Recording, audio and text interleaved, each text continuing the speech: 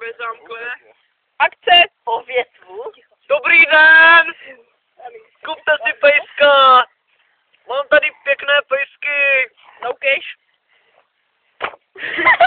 Že to mám perník, vole. Mám tady piko! Ale to teď není důležité! Mám tady pěknýho pejska! Ještě stanovko!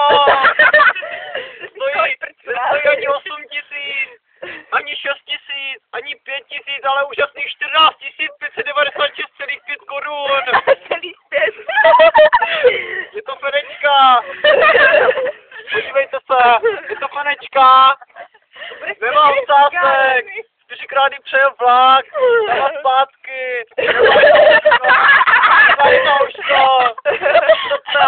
Nemá ráda děti! Ale hodí se k dětem. Ale hodí se k dětem! Zbavíte si těch dětí, tak si kupte tohoto pejska! Jestli se chcete zbavit i svého pejska, tak si kupte tohoto pejska!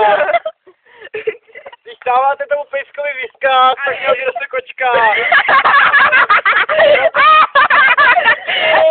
Máte taky kočku, ty k tobě perfektně hodí, ať se nepokoušou, ty starší na jídlo, a tady mám dalšího, tohle je mufínka, je trošku čistotná, má jenom 5,5 let, tohle už je starší, to už má 4,5 let,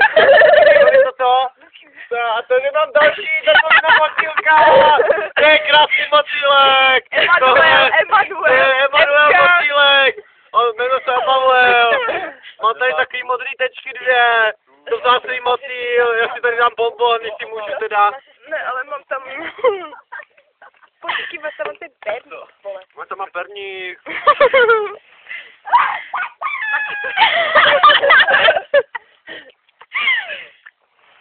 Ano?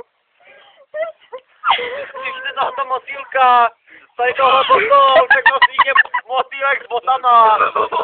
A když tohoto splona s tím motýlkem, tak my to už ti budeme vidět křídla. Tak když to nekoupíte piča, tak zkrachujeme, chápete to? Chápete to? Že my teď zkrachujeme! Kurva! Prosím vás. Mají rádi děti.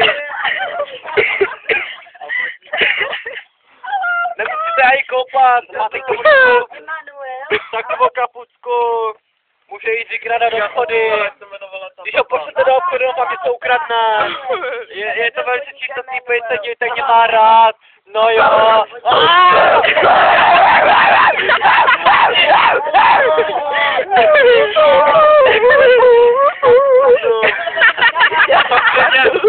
Tohle by nikdy neudělal. Ona děti to nemůže udělat. Ale to dokončíte s tím No? Ne, to byla Amalka a vodník. Naše Ádi. Emanuel. Takže viděli jste ukázku z protestát. A jestli chcete zmrzátko, zavolejte. Zavolejte na šek, prachy, maníkeši. Ano.